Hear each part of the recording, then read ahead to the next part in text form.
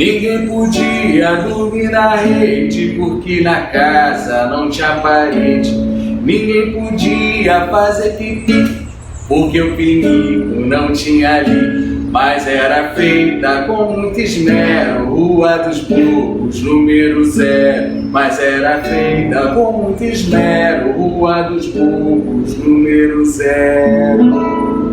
Eu tô contando essa música porque esse vídeo tem o seguinte tema: como construir um legado. E para isso eu vou te contar uma história.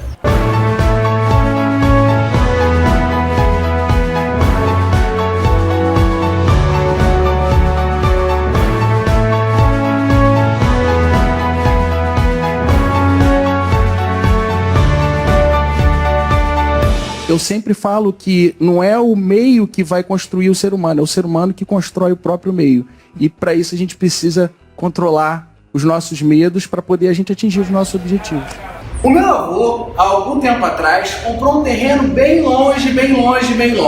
E esse terreno era pântano e mato para tudo quanto é lado. Só que com o crescimento do Rio de Janeiro, as pessoas ao redor começaram a construir algumas casas. E depois de 12 anos que meu avô comprou esse terreno, meu avô nunca tinha voltado nesse terreno, ele voltou lá para vender o terreno e ele resolveu construir uma casa. Naquele momento, as pessoas falaram: não constrói casa, isso daí não é legal, aquele lugar lá é só pântano, aquilo lá é um brejo, aquilo ali não vai ter ninguém ao redor. E ele falou: não, muitas pessoas construíram ao redor e eu quero construir uma casa. Meu avô demorou 7 anos construindo uma casa.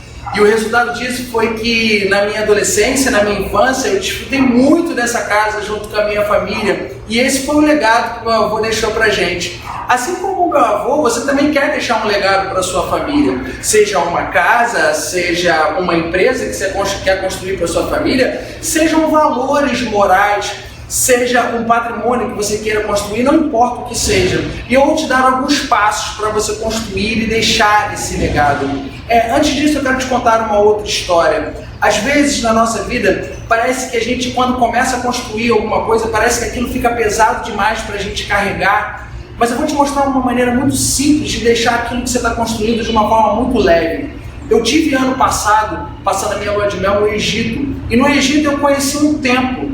É um templo chamado Templo de Karnak, em homenagem ao deus Ra, o deus Sol. Eles demoraram 2000 anos para construir esse templo. E aí eu te pergunto, será que foi fácil? Será que foi simples? Com os instrumentos e com as ferramentas que eles tinham na época, será que foi fácil? Foi simples? Mas o que fez eles construírem durante 2000 anos um templo? Um propósito. O que fez eles construírem isso foi um legado que eles queriam deixar para as próximas gerações. Então, para a gente começar aqui debatendo e para eu te dar algumas dicas, eu quero te fazer a seguinte pergunta. Você já imaginou as próximas gerações? O que eles vão pensar de você? Qual o legado que você quer construir para as próximas gerações?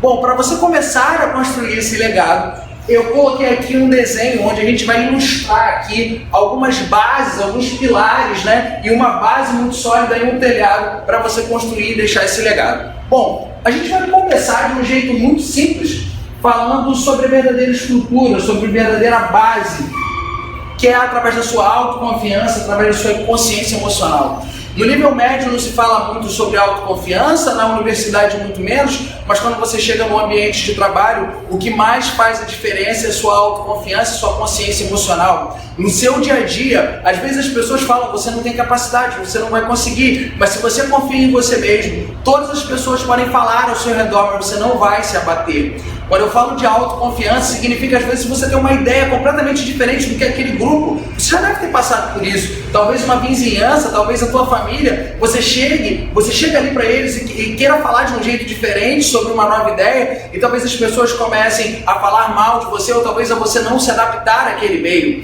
E com a sua autoconfiança, com a sua capacidade, você vai conseguir criar essa estrutura central. Você vai conseguir começar a criar essa base. Depois, existe um pilar do meio, que é o pilar central. Esse pilar central você vai utilizar em diversas situações, principalmente nas situações adversas. Esse pilar central se chama autocontrole. Você já percebeu que às vezes numa situação onde a gente tem algum imprevisto, a gente age muito pela impulsividade e às vezes a gente se arrepende das decisões que a gente toma. Pois é, por isso é necessário esse pilar central, o autocontrole. E eu vou te dar algumas técnicas aqui muito simples de autocontrole. No momento que você está numa situação adversa e você precisa tomar uma decisão, não tome decisões de formas precipitadas. Simplesmente você pode parar, respirar, tomar um copo d'água, talvez até fazer um exercício de yoga, por exemplo, respirar em 3, segurar em 3 e soltar em 6. Por exemplo, você inspira, segura e solta o ar. Isso é uma forma de você controlar as suas emoções, sua impulsividade para tomar uma decisão. Além desse pilar central, nós temos um outro pilar que tem a ver com os relacionamentos. Pesquisa de Harvard fala de forma muito simples: o que faz você ter uma vida mais longa e mais duradoura e uma vida mais realizada e mais feliz é a construção e a forma que você mantém os seus relacionamentos. Às vezes nessa correria, família, trabalho, a gente não consegue construir novos relacionamentos de amizade, por exemplo. E às vezes nessa correria, dentro de casa, na nossa família, a gente mal tem tempo para ouvir as outras pessoas. E uma dica muito importante para você é ouvir. É conversar com as pessoas como anda o nosso relacionamento. As pessoas não fazem isso nem com o casal, nem com a esposa, nem com o marido, que dirá às vezes com o pai, que dirá às vezes com a mãe. Aproveite essa época do ano que a gente está começando agora, é hora de construir uma nova possibilidade. Por que não chegar para os relacionamentos que você está com alguma mágoa e falar: olha, eu reconheço que eu errei, eu reconheço a minha parte, a minha responsabilidade diante desse relacionamento. Por que não fazer isso? Tá aí uma dica. Olhe para os seus relacionamentos, talvez aqueles que estão mais magoados, talvez aqueles que estão com algum abalo, e reconstruir esses relacionamentos, sabe? Às vezes a gente não faz isso por orgulho, por vaidade, por egoísmo, esperando mais do outro do que o outro pode dar. Mas por que você não pode fazer a sua parte sem expectativa? Simplesmente chega para o outro e fala: eu reconheço que eu errei, eu reconheço que eu posso te ouvir mais, essa é a minha parte e eu tenho consciência disso. Por que não aceitar essa dica? E aí você vai para o terceiro pilar, que é exatamente um ponto de evolução que é muito difícil, que é se colocar no lugar do outro.